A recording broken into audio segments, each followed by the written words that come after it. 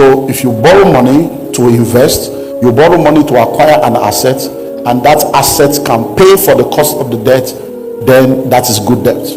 If you borrow money for liabilities and you end up losing money because that is bad debt. So now when you build a house for your family, it is not necessarily the right kind of asset, because in the definition of an asset there are two indices for defining an asset. Number one, an asset is anything that appreciates in value. So that land itself is an asset. Number two, an asset is anything that produces cash flow. So that land is already an asset, but if you decide to build on it now, you're going to spend money to build on it, and then you now pack into it, it has become a liability.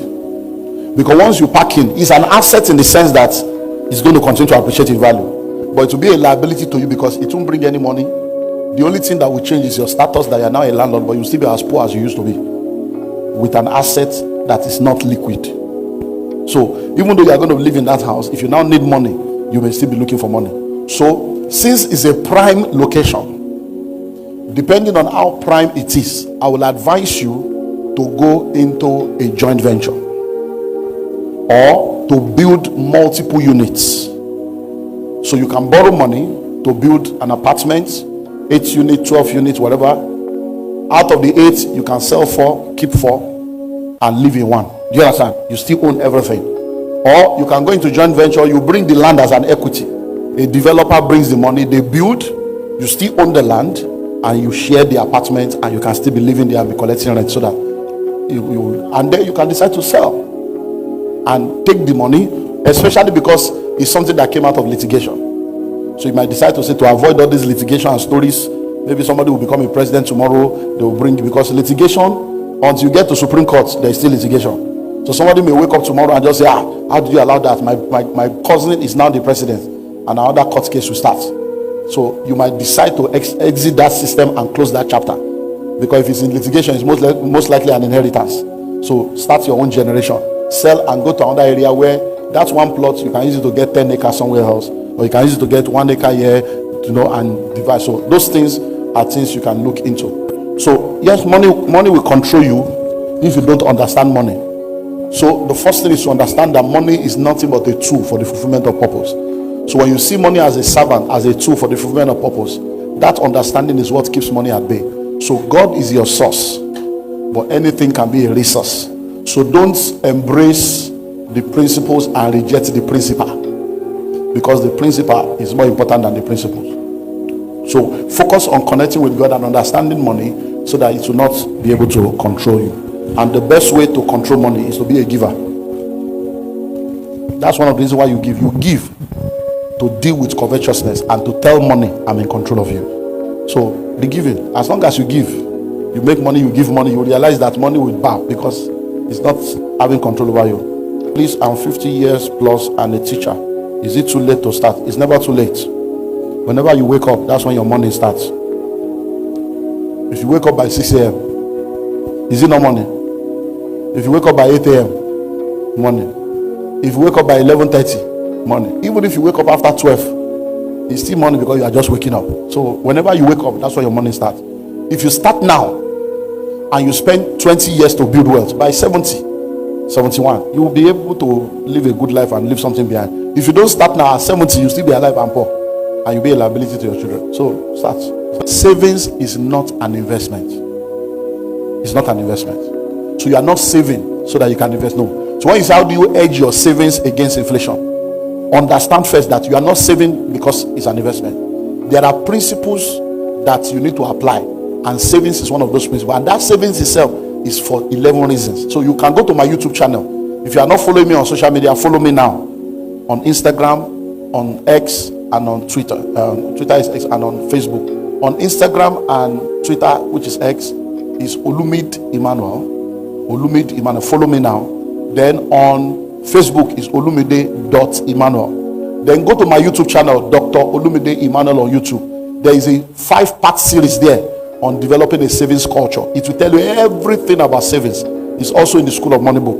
Now listen to this, because that's a very, very interesting question. So when you are saving, one of the reasons why you save is to set money aside for what we call rainy day eventualities.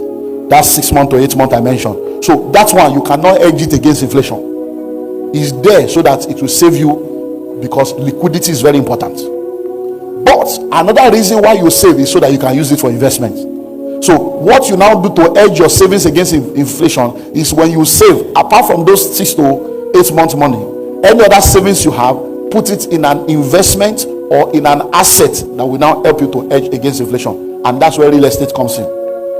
Land banking is one powerful thing you can do. So anytime you have money, just go and buy land and tie the money down in land, or go and buy a house, put tenants there, or use it to do shortlets or Airbnb, and let it tie down your money. When you are ready, you sell it off and move on. Do you understand? So that's how you do that. Now, the first question has to do with diversifying your portfolio. It depends on who you are, and it depends on the level with which you operate. So for instance, now I'm a businessman, I'm a pastor. So as a businessman, I have companies. So no matter the diversification that I'm doing, my company is my own. So that means I have to still retain something in that company as a company, for the company to be a going concern. So, but if you don't have any company and you are just someone that is an investor and you are making money, then you can now divide it in different. So my advice would be, number one, let at least 50% of your asset be in real estate. 50%. And that real estate itself, let it be a diversified real estate. So me now, I have properties in about 8 countries of the world. Do you understand now? 8 countries. So one way or the other, everything will. When COVID came, all the properties I have in Nigeria, nobody was paying rent. We forgave them 2 years rent. They couldn't pay. Everybody was begging, sorry sir, we don't have money, we are not working. But all my properties abroad, they were paying every month. Are you seeing the difference now? Because even the government was giving people money to pay rent. One of my tenants is in jail now. She's serving 4 years imprisonment, because the government gave them money. Because in America, they said that we should not evict anybody. So the government paid. She stole the money. She didn't give me the money. I don't know. The money was supposed to be paid into an escrow, which is, so I don't know how she connected with the lawyer. She chopped the money. And then by the time I now tried to get the money, of course, you know, COVID backlog, they were now doing court. So they gave us 7 months date in court. So she was owing, she ended up owing me for 2 years and 3 months. Because 7 months were going to waiting for court date, she still didn't pay. Then they did court date, they now shifted it again from October, that will return in February, she still didn't pay. By the time that was going on, she now went again to the state, because now federal paid, she chopped her. The state now said that Biden is now the new president, and Biden has said that that thing should stay. We should not evict anybody. So I still could not evict her because of the law. So she was staying there. They now said that since the federal government has paid, the states will now pay. But they were going to pay that same. So they said, look, by now, there she was owing 9 months. Now she's owing 2 years plus. So is it, no, they say it's that 9 months that they will pay. That if you want to pay, we'll now come and apply again for that fresh one again. So we're on this case at that point, because I'm a Christian, I'm a pastor. So, you know, at that point I said, come, I pay my tithe. This is becoming a devourer. So I got home. I said, babe, this thing, let's pray. And we held hands together. I said, Father, we hand over this case to you. Have your way. We didn't pray 5 minutes. We just agreed. 3 weeks later, I got a call from my office in Atlanta. They said, sir, is there any problem in any place that they called us that somebody is applying for a money that they said they are owing you, and that they want to confirm before they give the person the money. I said, who called? I said, get the number. I said, yeah, somebody is owing us now, but the state is the one. Okay, maybe the state wants to pay. Apparently the state has paid. She has eaten it. This is actually the 3rd place. She now went to another group again, so they are the ones that now called us to verify. So by the time they now, I said, so well, they said no, that she's supposed to get a grant from them to pay. She said she's owing, and you are stressing her life. You are threatening her. I said, me threatening? No, that this is the case. She collected money from government. She didn't pay. We went to say, sorry, excuse me, sir. What did you say? I said, no, federal paid. She didn't. They said, no. How was that done? That there's no way she could have access to the money. So how did the government pay her? And she got the money? No, the money is supposed to be. I said, yeah, I don't know how they connive. He said, if she has gotten that. I said, so are you not from the state? He said, no. I said, the state now said they will pay. So we are expecting the state to pay. He said, sorry, hold on, please. What's the house address? What's the He said, well, from what I'm seeing here, the state has also paid. That now this is the third money. This is a criminal offense. It's fraudulent against the government. That do you want to press it out? I say yes. I said I want to press it because I want all my money. She's in jail now, 4 years imprisonment. Hello? How do you want to defraud government? You defraud man of God. You want to defraud government, defraud state. So 50% real estate, 25% in other investments, then 25% cash. 50% real estate, 25% other investment, 25% cash. You can do 30, 10. There are a lot of things. There is no law to this thing. It depends on a lot of factors. So if, for instance, now you are a business person now and you have your own business, then I will tell you, put 25% in your business, put 25% in real estate, put 25% car, so I will change it. So it depends on who you are. There is no hard and fast rule to that. You have cash at hand, but it shouldn't be too much. But you need to have cash at hand. Things happen where you need fast cash. So yeah, you need to have a safe and have different currencies at home. Yeah, but don't make it public to everybody. I save, but I end up making emergency withdrawal from my savings. How do I prevent it? That's one of the reasons for savings now, so that you can handle emergency. But if every savings is going to emergency, then you need emergency help. So make sure that you don't save the money in a way that you can easily access it. So thank you, sir. What is your take on full-time ministry as a pastor? And as a full-time pastor, how do you maximize opportunity to create wealth? I'm a full-time pastor now, and I'm not poor. So the question is, what is your definition of full-time pastor? Because you don't go into full-time until your hands are full. So most of what you call full-time pastor is laziness and religion. You are pastoring 12 people, you say you are doing full-time. How? You will steal, or you will lie, or you will raise offering that God didn't send you. Because the income of 12 people cannot finance the church and finance you. So you don't go into full-time until your hands are full. So to say you are in full-time ministry, the real definition of full-time ministry, contrary to all the lies they have told you before now, full-time ministry means that ministry should be your primary assignment, not your only assignment. So I'm primarily a pastor. So I'm a full-time pastor. But I'm secondarily a businessman, secondarily an investor. So it doesn't disturb my anointing, it doesn't disturb anything. Hello? Are you not getting blessed now? Am I not making money at the backyard? Are you not buying book? I didn't collect any offering from you now. Hey, you came for free seminar, but my money is coming because I have something to sell. But I tell you to give offering, I say they want your money. Hey, I don't want your money. Keep your money, but buy your product. You are not doing me a favor buying my book. I'm doing you a favor giving you knowledge. So I can be arrogant about it because I didn't ask you for offering. And it's free seminar that you came for. Hello? Do you understand now? So as a pastor, offer value.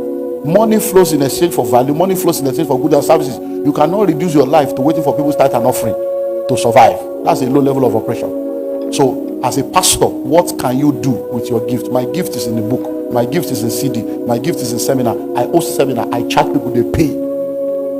So discover things you can do and monetize your gift. Monetize your gift and let it be a blessing. One, financial intelligence. I'm forever learning. I'm forever learning. Number two, financial planning. I plan, I strategize. And number three, financial discipline. I'm very disciplined to make sure I practice it and I stick with it. I avoid any form of distraction. I don't, anything anybody will say, let them say. I don't follow fad, I don't follow trend, I just do what I know I should do. Because at the end of the day, nobody will ask you which designer you are wearing when you are a rich man. So those are all poor people's discussion. Hello? I can wear myself. So what is your take on the youth traveling abroad as the only option of making it in life? Well, there's nothing wrong in traveling if it's the plan of God for your life or your desire in life. But when you want to travel, do it the right way and make sure you factor in all the things that are important. I did a series last 2 years ago, October 2022. It's called Before You Join the Japa Bandwagon, part 1 to 5. No, part 1 to 6. I did part 1 to 5, then I did Japa versus Japada, and then I did Japa Love. So it's part 1 to 6. Go to my YouTube channel, you see it there. So all these young people traveling, there's nothing wrong. It's just that they will go and suffer and they will learn by experience what they refuse to learn by revelation, because the grass is not greener on the other side. People are in Canada now committing suicide. They're in London, America committing suicide. Marriages are dying. People are frustrated. They are lonely. They have mental problem. They are too ashamed to come back home because they don't even have money to transport themselves home because they have sold everything to go. So before you join that bandwagon, think very well, because what you are looking for can be done here. How can the church in Ghana begin to shift their paradigm with regards to wealth creation? You see, it's not only in Ghana, it's everywhere. The only problem is that Ghana own is more because of this prophetic nonsense that is happening. We have genuine prophet, no doubt. I operate in the prophetic, so I'm not against the prophetic. But many of what people are doing, you are just playing games. You are just unserious people. It's like when you are, it's like children playing in the field. So all this prophetic Monday to Friday, prophetic, no teaching, no maturity, no discipleship. You will do all those things when you get to your 40s and you look back at your life. You discover that for the past 18 years, you have just been playing games. So what I will tell you is, if you are called as a pastor, look, when we started out in the 80s, many of you don't know that what the Mensa Otabi that people are seeing today, they were doing prophetic and prayer in those days. So you don't know that Mensa Otabi too, they used to prophesy in the 80s and the 90s. God just helped him to quickly notice that this thing. But today now, the guy stayed on teaching, stayed true to his thing. Look at the ministry today. Ajina Sari used to do crusade. In those days, they would be doing miracles, doing rah, rah, rah, in the 80s, in the 90s. When I came in 1992, I came for a meeting with Ajina Sari, with Maurice Ewulo that we did here. In 1992, I was working for Maurice Ewulo. But these guys stayed true to teaching, stayed true to teaching. They are still alive. But there are people that used to prophesy then. They are nowhere to be found now. Many of them have entered into sorcery. They have entered into all kinds of things. So there's nothing wrong in the prophetic. There's nothing wrong. But that's not the whole gospel. So everybody that wants to do this, so every church should make sure that they focus on the full gospel to build people holistically. And when you build an holistic group of people, it will help them. So if you are a pastor, focus on teaching, and then recognize that you are asking people to bring 10%, but you are not giving the same passion to tell them what to do with the remaining 90%. Give the same passion to teaching wealth creation, because the continent right now needs help, and the deliverance we need now is mental deliverance. So that's, now there's nothing wrong in taking a loan. The same Bible says, borrow empty vessels, not a few. So let me help you with Jesus. Triumphant entry into Jerusalem. The donkey that Jesus used, was it bought, stolen, or borrowed? Borrowed. The Lord's Supper that was done at the upper room chamber, the chamber where they did the Lord's Supper, was it bought, stolen, or borrowed? The boat of Peter that Jesus used to preach, was it bought, stolen, or borrowed? So who do you want to believe? If Jesus borrowed, who are you? You see, many of you are just plain religious. You don't read Bible. You just listen to all these men of God. I hope you know that over 80% of men of God did not go to Bible school. You see, the church is very terrible. Somebody will just claim that they heard the voice that nobody heard. Only them heard the voice, and before you know it, they start. Where 2 or 3 are gathered, and none of you will submit your life to a charlatan. Can you be by a doctor lady? Can you be a medical doctor without going to medical school? No. After going to school, you will still go to medical school, and after you go to medical, you still need to be recertified over and over again. Can you be a lawyer without going? But to be a pastor, just say God call you. That's all. Nobody heard, only you. Even your wife didn't hear the call. So we have to be careful. Read the Bible for yourself and stop all this nonsense. Hello, read the Bible for yourself. The Bible says, "Owe no man nothing but love." So you owe everybody love, because with this shall all men know that you are my disciple, if you have love one for another. So there is nothing wrong in borrowing for business. We have spoken about this for good debts. Because let me ask you a question. If you are given a contract now to build an airport, and the airport is $52 million to build, and they gave you the contract, and they gave you 30% mobilization fee, so they gave you $18 million to go and start, where will you see the money to finish it? So many of you just talk out of religion without understanding, because you are just grassroots players. And you have to be careful for this social media ranting, when you just have 20 Ghana cedi airtime. You are just making noise on social media, talking rubbish. Then old no man, what's that on? You shall lend to many nations, you shall not borrow. He's telling you the possibility that is available for you as a believer. That you can come into a realm in your life where you have enough that you can begin to lend to people. That you will not be in a position where you need to borrow to survive. It's not talking about good debts, where you need to borrow to survive, borrow to eat. But when he says you shall lend to nations, think well, because you see, many of us don't have analytical thinking. That's why people think that we just go to church, we are senseless. The God says you shall lend to nations. How can he say you will lend to people and be against borrowing? The people you are lending to, are they not borrowing from you? So he said go and borrow people, and he's against borrowing. That means he's telling you to do something wrong. Are you not thinking? You just read Bible, you just start all this religious nonsense. In the world that we live in today, we have entered into a world of technology.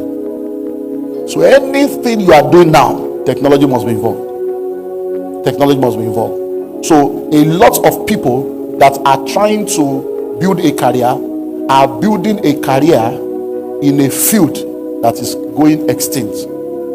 In a field that is not. So when people like our young lady now that is a medical doctor, people want to be lawyers, they want to be, all those careers are expiring. To say you are going to do medicine now, it's like you are going to waste your life. You know why? As we go forward with AI, with technology, you don't need people to be medical doctors anymore. Machines can become medical doctors. Robots can become medical doctors. And they don't go on strike. They don't earn salary. They don't come late to work. They don't have monthly cycle. They don't fight each other. So they are better staff and workforce than human beings. So in the future, if we needed 5 billion doctors before, we now need 500,000. So it means that many of you will become doctors. You'll be jobless and you'll be doing things below your capacity. So anything that your parents did, stop it. Doctor, lawyer, engineer, farmer, all those courses are now useless courses going forward, because technology is replacing it. Doesn't mean that there will not be people doing it, but it will be fewer, and it will be more in developing countries. In developed countries, you will discover that those things are not there. Right now, there are machines that can diagnose you, and they will tell you everything about your life from your head, everything. They will print it out like this in less than 30 minutes. You just put your hand there like this, and you can sit down in Nigeria, and a machine in India can do operation for you in Nigeria. Yes. So there are all kinds of. So what I will tell you is technology. Those of you that want to run away and do relocation, you don't need to relocate. You can sit down here and do remote work, and you'll be earning dollars in Ghana. So because the person mentioned young people, let me give you a few. So go to remote.com, remotely.com, freelancer.com. So remote.com, remotely.com, freelancer.com. Go to gigiinsight.com. That's gigiinsight.com. Go to those 4 websites. You will see millions and hundreds of jobs available for you anywhere in the world, and you'll be earning salary in dollars without leaving your country. Now, don't forget, the world is a 24-hour economy. Africa is a 12-hour economy. So in most part of Africa, we don't work for 24 hours. But many developed nations are a 24-hour economy. So you can work in Ghana, and when you close by 5, you get home by 7. And then you start another work, you resume another work by 7 p.m. till 12 midnight, and you sleep. Or you get home by 7, you sleep, you wake up by 12 midnight, and you work to 4 a.m., sleep again. So there's so much opportunity. So what I will say is technology. Anything technology, study it. Even in the field where you are, what are the technological aspects of those fields? What are the future aspects of those fields? That's what you should be focusing on. If I buy books, I don't read them. Why? You don't have enough why to read them.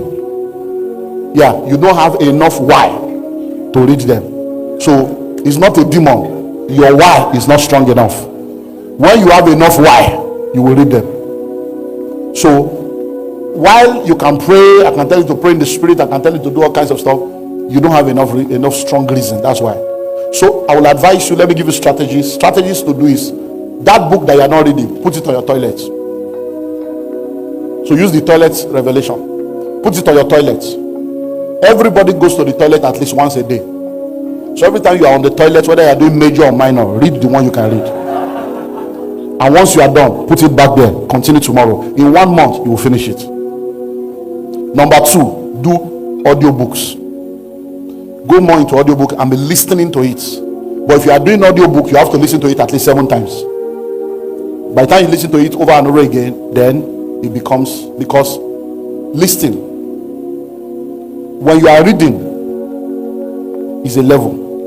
When you are listening, is another level. When you are seeing, is another level. So in the realm of education, the things that stick more are the things that activate your reading, hearing, and seeing faculty. So one of the things that can help you to activate those 3 when you are reading book is to read aloud. So when you want to read a book now, for instance, okay, can I have your book, please? So now, please, when you open this book now and you are doing this, you are reading, you are also seeing, but you are not hearing. So when you are talking, you can't be talking and fall asleep. You can't fall asleep talking. Do you understand? So to activate other faculty that will help you, when you are now in that toilet, you now do like this. Poverty defined. There are 5 definitions of poverty as stated in my book, Pathway to Wealth, but they will only be mentioned here. Poverty is a state of lack and hardship. Now what am I doing? I'm reading, I'm seeing, and I'm speaking. And as I'm speaking, I'm hearing my voice. Now listen, many of you don't understand this. What I'm telling you is how, because you have to understand what we call human behavioral science to understand the way your neurological system operates. These are the psychology of human being. You see, when you are speaking and you are hearing yourself,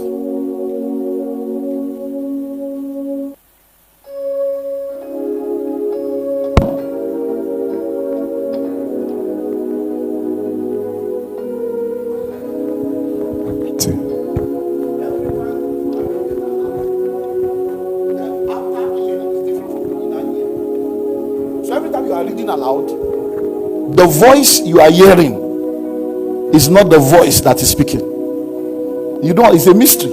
But by the time you record it and listen, is that my voice?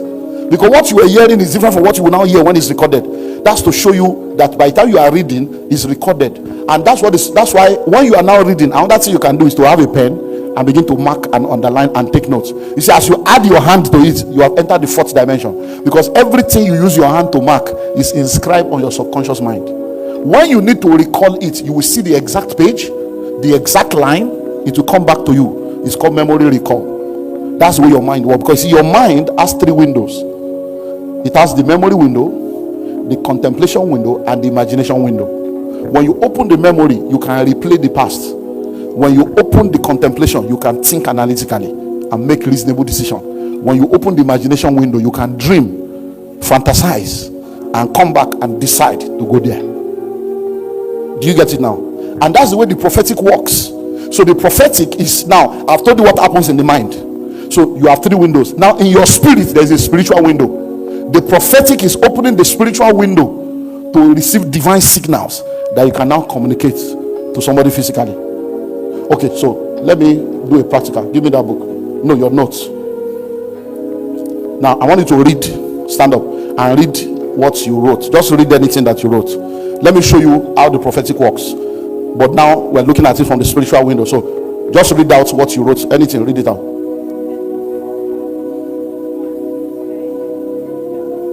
Okay, so give me the book now. Now,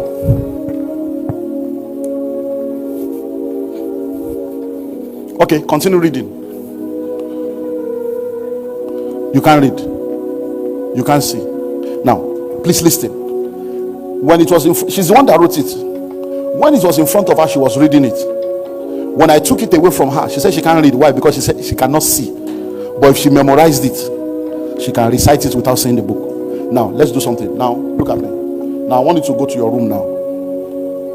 Your room now. You can see your bed. You can see the curtain. You see that's shoe rack, and there are some things on it now. Now, listen. No. I just show you how the prophetic was. So, now, she's here now. She cannot see a book in front of her. But when I told her, go to your room, she stopped seeing